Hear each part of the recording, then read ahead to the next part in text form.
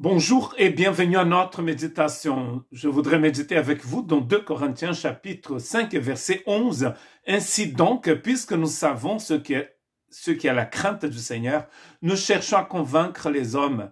Quant à Dieu, il nous connaît et j'espère que dans votre conscience, vous nous connaissez aussi. Dans ce chapitre 11, chapitre 5 verset 11, Paul commence à parler d'un de ses thèmes préférés et surtout un thème très important dans la deuxième épître aux Corinthiens, c'est-à-dire le ministère de la réconciliation. Donc, comment est-ce qu'il commence à parler? Bon, il a déjà commencé avant, il a déjà parlé de tout cela avant, mais dans cette partie de la lettre, il commence, avant de parler du ministère de la réconciliation, il va parler en fait de la crainte du Seigneur, l'importance de connaître la crainte du Seigneur, parce qu'il dit, c'est parce que nous connaissons la crainte du Seigneur que nous cherchons à convaincre les hommes. Donc, notre ministère, le ministère que Dieu nous a donné, celui de la réconciliation, il est basé d'abord sur en fait cette crainte du Seigneur. Nous connaissons la crainte du Seigneur, c'est-à-dire nous savons que ça ne rigole pas avec le Seigneur. Nous savons qui il est. C'est un Dieu saint, très saint, c'est un Dieu juste.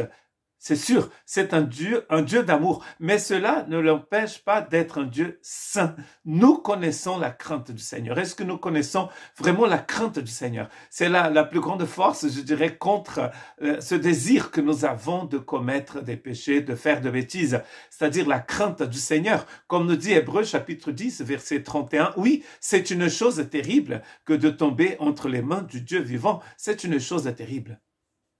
Donc nous ne pouvons pas oublier que le Dieu d'amour, c'est aussi un Dieu très saint. C'est un Dieu rempli de gloire et de justice.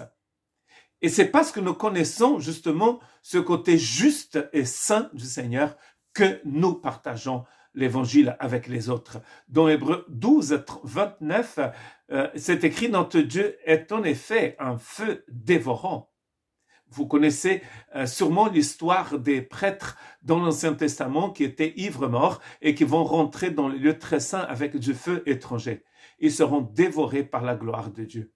Car le Seigneur, qui est amour, est aussi un feu dévorant.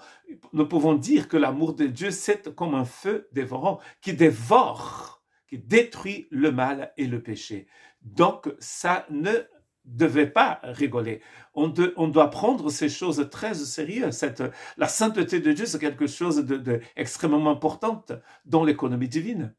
C'est pour cela qu'il a envoyé son Fils et qui est mort à la croix pour le péché, car le salaire du péché, c'est la mort.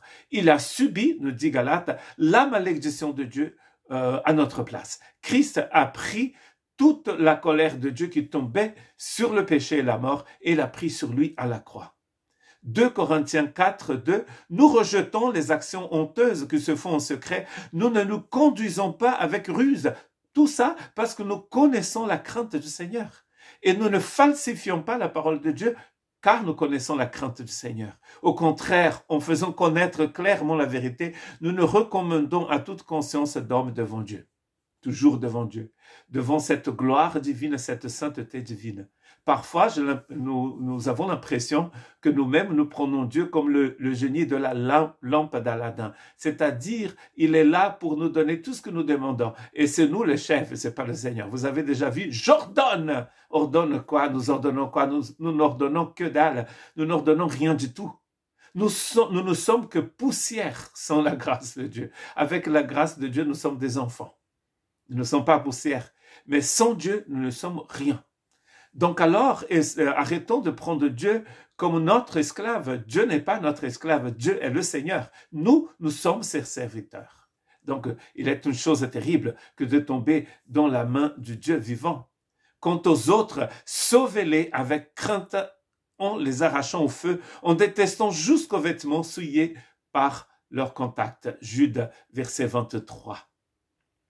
Quand nous connaissons la crainte du Seigneur, nous voyons aussi l'importance de partager la bonne nouvelle. C'est ça ce que Paul veut dire, à mon avis, dans 2 Corinthiens 5, 11. Nous connaissons la crainte du Seigneur, alors nous cherchons à convaincre les hommes. Si nous ne connaissions pas la crainte du Seigneur, si nous ne connaissions pas la justice et la sainteté de Dieu, nous allions laisser les gens faire ce qu'ils veulent. D'ailleurs, les gens font ce qu'ils veulent. Mais nous partageons la parole de Dieu, car nous sommes des agents de réconciliation. Que Dieu vous bénisse.